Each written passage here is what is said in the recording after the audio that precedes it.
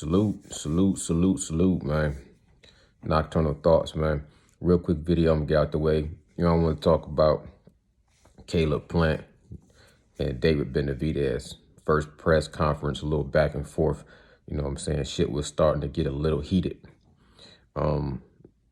Just a little verbal warfare. And they both have a different approach. Caleb Plant, I think he's a little bit more methodical, cerebral. You know what I'm saying? It's a little bit more of a, intelligent attack. And then David Benavides is a little bit more brute force, physical, intimidating attack. You know what I'm saying? Like, David Benavides really is not a man for the words. He was already ready to let his fist do the talking for him. I think his mouthpiece is more of his father. And even though David Benavides will talk some shit, it's just, you know what I'm saying, more of like basic. Fuck you, you a pussy, you a bitch, I'm gonna knock you out, I'm gonna fuck you up, shit like that. His father is a little bit more cerebral, so it looked like to me Caleb Plant made it his strategy to attack the father first and knock his father off the square. And it looked like he was trying to just get underneath their skin and cause them to you know what I'm saying, lose their cool, which he did a sort of similar technique and strategy with Canelo, and I don't think that really worked out for him. It kind of backfired for him. You know, first thing he did with Canelo, I'm just waking up too. I wake up and was looking at the press conference. So ignore the shit, the dry skin and the sleep on my eyes and shit that a man look like when he wake up with, and you did. So when he said to Canelo about, you know what I'm saying, the clenbuterol and Oscar Valdez and the tea, and that kind of set Canelo off. Canelo said it was because he called him a motherfucker, and from where he's from, they take that literally. But it was because of the, you know what I'm saying, Caleb Plant throwing around the cheating allegations against Canelo. Caleb Plant throwing around the cheating allegations against Canelo is what set him off, in my opinion. And I think, you know, that Canelo got the best out of that little back and forth. And it's weird to me because once again, Caleb Plant seemed like he was going to have a wardrobe malfunction. You know what I'm saying? Like when he got into it with Canelo, Canelo took his glasses off and threw them down before he squared up and threw his little three-piece. Caleb Plant kept the glasses on his face, so when Canelo hit him and it knocked the glasses off his face and it left a nice little bruise underneath his face. In this altercation, it didn't come to blows, but it looked like Caleb Plant was about to have another outfit or malfunction with his wardrobe. When he said, you know, Jose Benavides Sr. said, just make sure you show up. He said, just make sure you show up.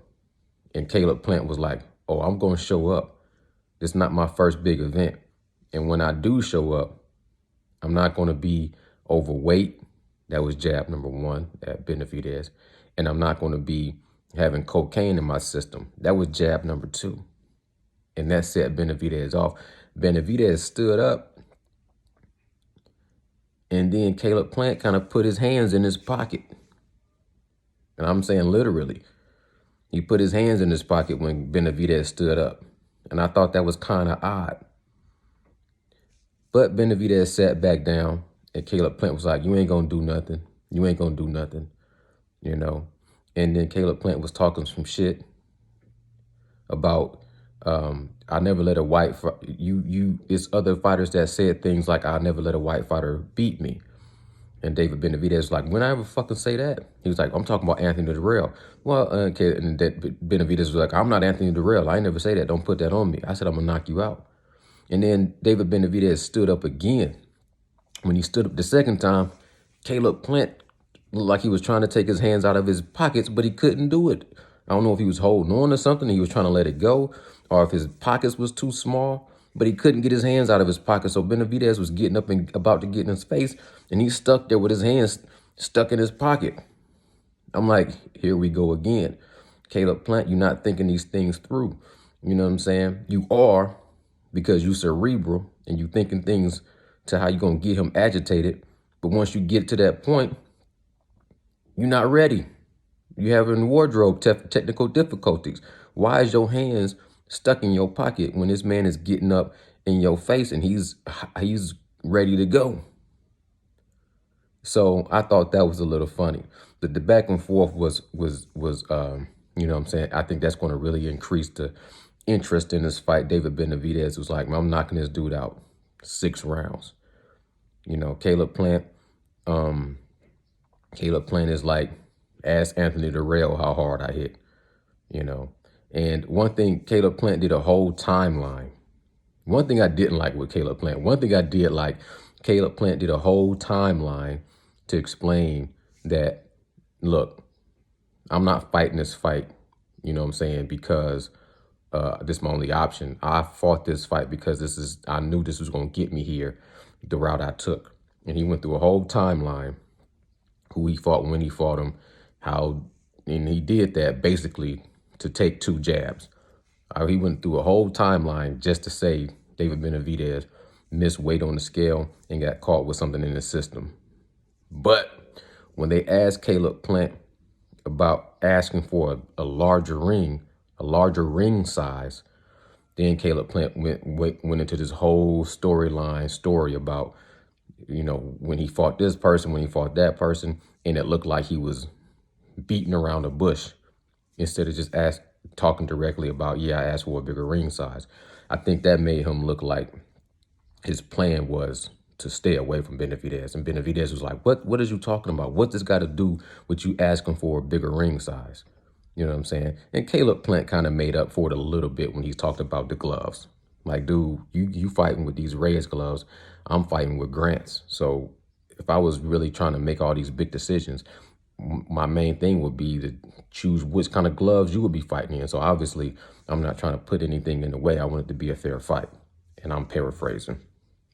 Either way it go, David Benavides, man, you know what I'm saying? He jumped up a couple of times and he's ready to fight. He's talking real dangerous, you know what I'm saying, and deadly. Caleb Plant is being real strategic, poking at the bear. But I'm glad I don't have a dog in this fight, so I can just enjoy it. I'm glad I don't have a dog in this fight. Like I said, I like the underdog. To me, Caleb Plant is the underdog. To see how David Benavides, just like, I want to thank God. I want to thank Caleb Plant because I've never been more focused. I'm in the best shape of my life. And we know how dangerous he is.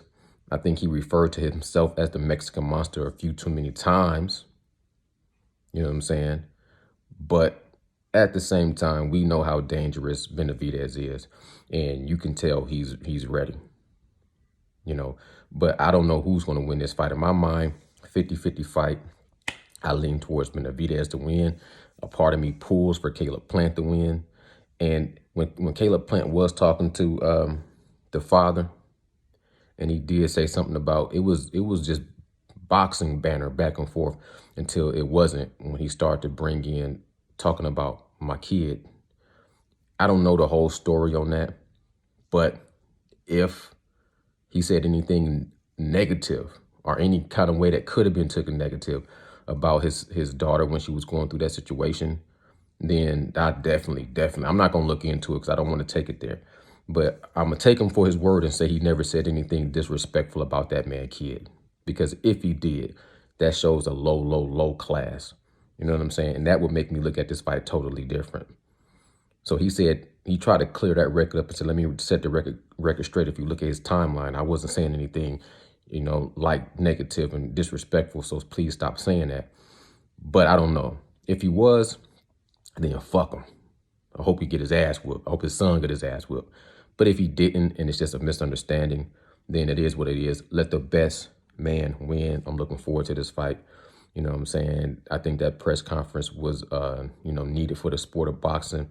Agitate the system two guys, you know what I'm saying, skilled guys at a high level, elite, unfinished business, already had some bad blood, and it carries into where they was arguing before the press conference outside in the parking lot. They arguing in the press conference. I'm pretty sure the next press and the weigh-ins and all that is going to be intense. You know what I'm saying? It's going to be what boxing is really all about. Two people that got a grudge with some skill that's going to settle it. Say on the big stage underneath the big lights, and it would be pay-per-view. So I have to salute. Y'all let me know what y'all think in the comments below. Bow, bow, bow. I'm going.